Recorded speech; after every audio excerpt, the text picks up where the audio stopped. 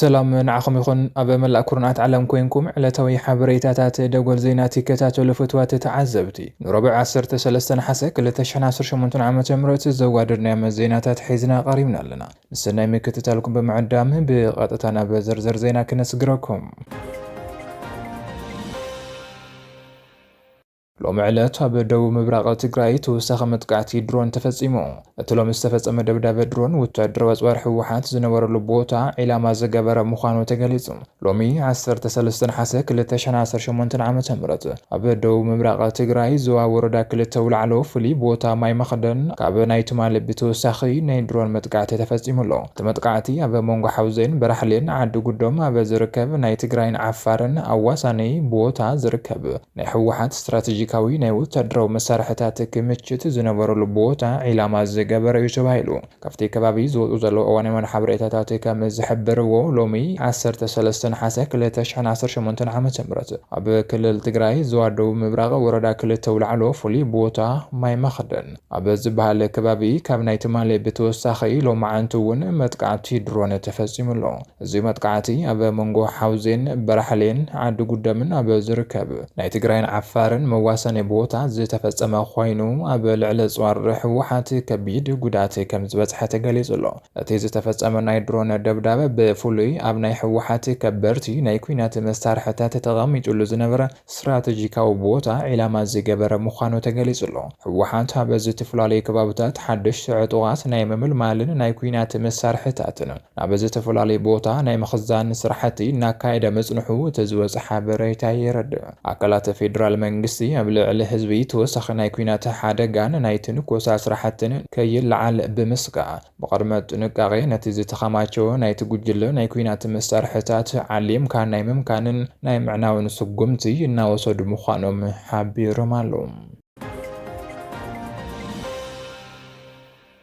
ኣብዚ ሰሙን ኣብ መንጎ ሕወሓትን ፌደራልን ዕርቂ ክግበር ዝብል ሓበሬታ ከም ዝተወዝዐ ዝዝከር ኮይኑ ሓሶት ምዃኑ መንግስቲ ትግራይ ገሊጹ ኣሎ ኣብ መንጎ ሕወሓትን ፌደራልን ዕርቂ ክግበር ዝብል ዝወፀ ሓበሬታ ሓሶት ይኽብል መንግስቲ ትግራይ ገሊጹ ቢሮ ጉዳያት ኮሙኒኬሽን ትግራይ ኣብ እዋናዊ ኩነታት ተመልኪቱ መግለጺ ዝሃበ እንትኸውን ሕወሓት ዝመርሖ መንግስቲ ትግራይ ምስ ፌደራል መንግስቲ ዝጀመሮ ዘትየለን ክብል ሓቢሩ ሓዚ ንገብሮ ዘለና መኸተ ቀንዲ ዕላምኡ ንሓደ ስርዓትን ምውጋድ ዘይኮነስ ጉዳይ ምህላውን ዘይምህላውን ምዃኑ ቢሮ ጉዳያት ኮሙኒኬሽን ገሊጹ ብጽልኢት ተጋሩ ናብ ስልጣን ዝመጽእ ስርዓት ብልጽግና ገና ካብ መፈለምቱ ኣብ ልዕሊ ተጋሩ በደላት እናፈጸመን ናብ ቁልዕ ጽንተታዊ ወራር ተሰጋጊሩ ድማ ኩሎም ዓበይቲ ገመናት ብምፍጻም ድሕሪ ተገዲዱ ዝፈረመ ውዕሊ ፕሪቶሪያ እውን እንትኾነ ብሰላሕታ ጽንተት እናፈጸመ ብምጽናሕ ኣብዚ ሕዚ እዋን ድማ ናብ ዳግማይ ጽንተት ተሰጋጊሩ ኣሎ ክብል ገሊጹ እዚ ምካት ድማ መንግስቲ ትግራይ ሰራዊት ብሓይሊ ሰብን ሎጂስቲክን ብምምጥጣንን ግንባርን ደጀንን ብምጥንኻርን ጸላኢ ኣብ ልዕሊ ህዝቢ ትግራይ ዝፍጽሞ ገበን ንሓዋርን ምትራፍ ኣበርቲዑ ይሰርሕ ከም ዘሎ ገሊጹ ኣብ ቀረባ እዋናት ዝጀማመሮ መፈተነ መጥቃዕትታት ሰራዊት ትግራይ ብዘይገመቶ መጠን ኩለመዳዊ ኪሳራ ስለ ዘብጽሖ ድማ ነዚ ሕነን ምፍዳይ ኣብ ልዕሊ ሰላማዊ ዜጋታት ዒላማ ዝገበረ ተደጋጋሚ ናይ ሰብ ኣልባ ድሮን መጥቃዕቲ እናፈጸመ ከም ዝርከብ ቢሮ ሓቢሩ ዕርቀ ሰላም ድርድር ይካየደሎ ልኡኻት ትግራይ ናብ ኬንያ ከይዶም ኣደራደርቲ ናብ ትግራይ ኣትዮም ዝብሉን ካልኦትን ወረታት ካብ ሓቂ ዝረሓቑን መኸተ ትግራይ ንምዝሕሓል ኮነ ተባሂሉ ብጽላቲ ዝተመሃዘ ከም ዝኾነ ቢሮ ጉዳያት ኮሙኒኬሽን ትግራይ ገሊጹ በርከት ዝበሉ ዓበይቲ ሚድያታት ኣብዚ ሰሙን ኣብ መንጎ መንግስቲ ፌደራልን ሕወሓትን ኣብ ኬንያ ናይሮቢ ስምምዕ ሰላም ክግበር ምዃኑ እናጸብጸቦ መጽንሖም ይዝከር ይኹን እምበር ቢሮ ጉዳያት ኮሙኒኬሽን ትግራይ ሎሚ ኣብ ዝሃቦ መግለጺ ኣብ መንጎ ክልቲኦም ወገናት ዝተጀመረ ርክብ ይኾን ዘተ ከም ዘየለ ሓቢሩሎም ኣብ ግንባር ጸሊሞይ ከቢድ ውግእ ከም ዝተኻየደ ተገሊጹ ኣብ ሰሜን ምዕራብ ትግራይ ግንባር ጸሊሞይ ኣብ መንጎ ሰራዊት ትግራይን ሰራዊት ምክልኻል ሃገርን ዝተኻየደ ከቢድ ውግእ ተከዘ ክትሰገር ዝፈተነት ካብ ኣርሚ 17 ዝተወደበት ሓንቲ ክፍለ ሰራዊት ጉዳት ከም ዝበጽሓት ሓቢሩሎ ብኻሊእ ወገን ድማ ገለ ደገፍቲ ወገናት ሕወሓት ዝኾኑ ሚድያታት ሰራዊት ምክልኻል ሃገር ብጸሊሞይ ገይሩ ክሰገር ክብል ብሰራዊት ምክልኻል ትግራይ TDF ከምዝ ተደምሰሰን መጥቃዕቲ ከምዝ ወጽሖን ኣብ ምግላጽ ይርከቡ። ብተወሳኺ ኣብ ሸራሪና ዝነበረ ናይ እዝ ሰሜን ምዕራብ ኮር 401 ሰራዊት ኢትዮጵያ ሙሉእ ብሙሉእ ከምዝ ተደምሰሰን ዝተረፉ ዕጡቓት ንድሕሪት ክስሕቡ እኳ እንተተገበሩ ዳግም ክውደቡ ከም ዘይከኣሉን ተገሊጹ። ብተወሳኺ ሓይልታት ፋኖ ዓበይቲ ወተሃደራዊ ሰርሒታት እናፈጸሙ መሳርሕታትን ዕጡቓትን እናማረኹ ከተማታት ኣብ ምቁጽጻር ከም ዝርከቡ እቲ ዝወጽእ ሓበሬታ ይረድእ። ኣብ ሰሜን ምዕራብ ግንባር ጸሊሞይ ኣብ መንጎ ሰራዊት ትግራይን ሰራዊት ምክልኻል ሃገርን ከቢድ ውግእ ተኻይዱሎ። ኣብዚ ውግእ ተከዘ ተሳጊራ መጥቃዕቲ ንምኽፋት ዝፈተነት ካብ ኣርሚ 17 ዝተወደበት ሓንቲ ክፍለ ሰራዊት ሙሉእ ብሙሉእ ከም ዝተደምሰሰት እቶም ምንጭታት ኣፍሊጦም ኣለዉ። ብተወሳኺ ኣብ ከባቢ ሸራሪና በዝተኻይደ ውግእ ናይ እዝ ሰሜን ምዕራብ ኮር 401 ሙሉእ ብሙሉእ ከም ዝተደምሰሰ ተገሊጹ ኣሎ። ነዚ ስዒቡ ዝተበተነ ሰራዊት ምክልኻል ኣኪቡካ ንድሕሪት ናይ ምስሓብ ጻዕሪ እኳ እንተተገበረ ነቲ ሰራዊት ዳግም ውዳበ ከም ዘይከኣለን ኣብ መንጎቲ ሰራዊት ልዑል ተስፋ ምቑራጽን ምብትታንን ይርአ ከም ዘሎ ነቲ ሓቢሩ። በቲ ዝተኻይደ ውግእ ዝበጽሐ ሰፍ ዘይብል ናይ ሰብ ጉድኣት ስዒቡ ኣብ ዝተፈላለዩ ከባቢታት ዘለዉ ሆስፒታላት ብቁሱላት ተጨናኒቖም ይርከቡ ተባሂሉ። ኣብ ዲቪዥን ማዕረግ ሆስፒታል ጥራሕ 256 ከቢድ ቁሱላት ናብ ጎንደር ሪፈር ተሰንዮም ዝተላኹ እንትኾኑ ናይ ሕሙራ ካሕሳይ በራ ሆስፒታል፣ ጦር ኃይሎች ደብረ ዘይትን ኣየር ኃይልን ሆስፒታላት እውን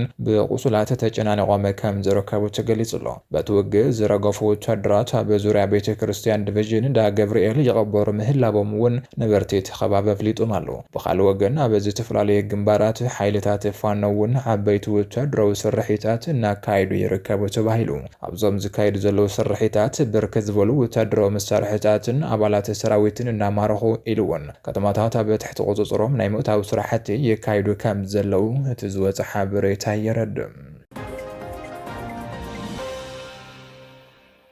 ብኻልእ ዜና ኣባላት ኣፍባሃን ሓይልታት ፋኖ ምስ ጽምዶ ሓይልታት ዝግበር ዝኾነ ስምምዕ ከም ዘይቕበልዎ ወግዓዊ መግለጺ ሂቦም። ኣባላት ፋኖ ጊዜያዊ ፖሊት ቢሮን ማእኸላይ ኮሚቴን ትውደበ ብዘይ ፍልጠትን ተሳትፎን መላእ ኣባላት ምስ ሓይልታት ጽምዶ ዝገብርዎ ዝኾነ ይኹን ስምምዕ ከም ዘይቕበልዎ ኣፍልጦ ከም ዘይብዎን ኣፍሊጦም። ነሓስ 12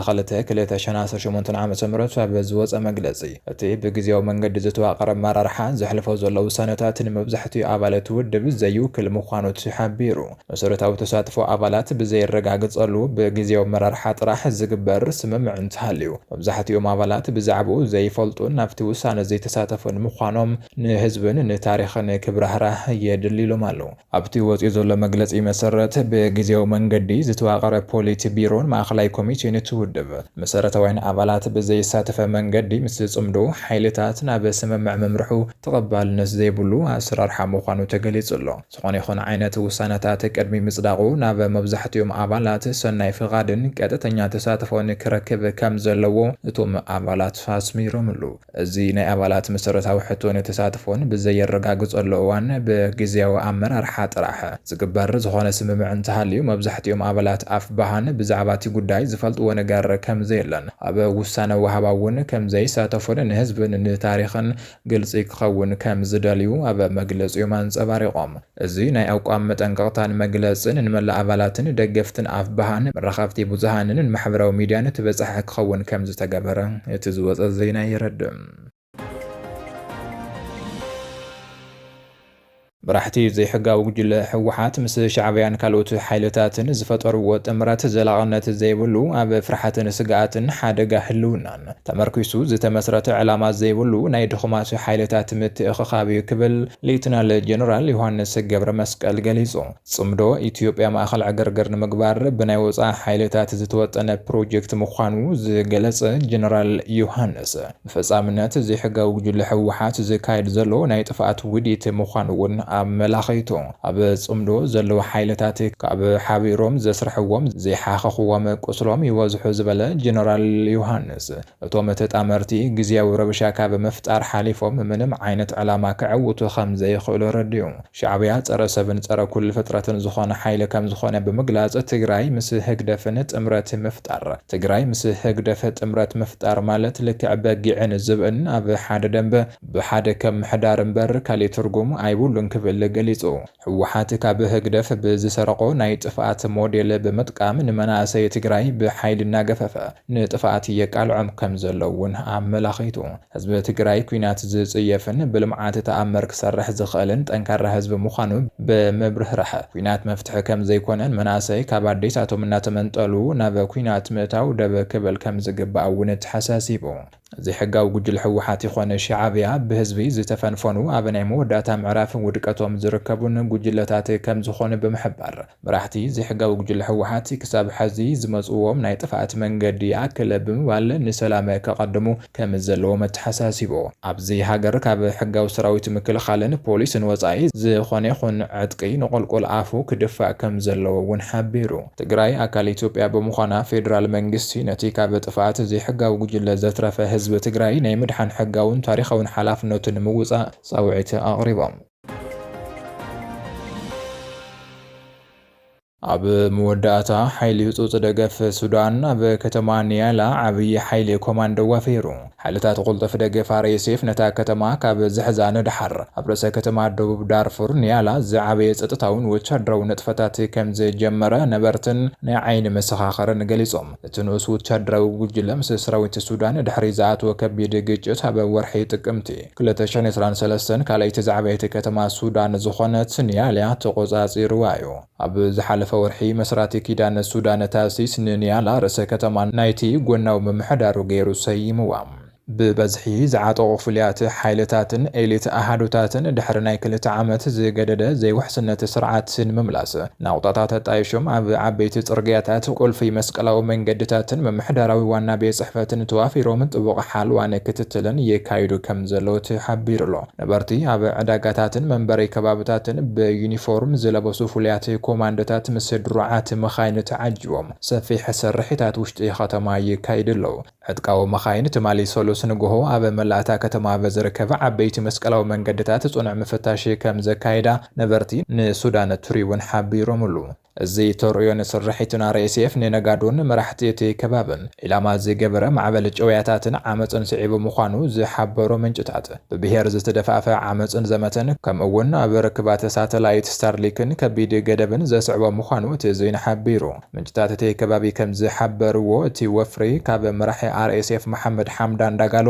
ብመሰረት ዘውረዶ ትእዛዝ ምዃኑ እዩ እቲ ጀነራል ብዘውረዶ ትእዛዝን መቆጻጸርን ልዕሊ 300 ዘይተመዘገበ ናይ ውግእ መኻይን ክምንዛዕ ገይሩ እዩ ዳጋሎ ኣብ ቅርባዋን ኣብ ናይ ሜዳ ሆስፒታላትን ምስ ውግኣት ኣባላትን ህዝቢ ተራእዩ ብምንባሩ ነቲ ምጽራይ ጸጥታ ብቐጥታ ንምክትታል ኣብ ኒያላ ከም ዘሎ ብሰፊሑ የእመን خبركم تعذبتي مدباتنا نلومي زوادنا محابريتاتا تابزي زازي من أدلنا نمكتتالكم نمسجن سلام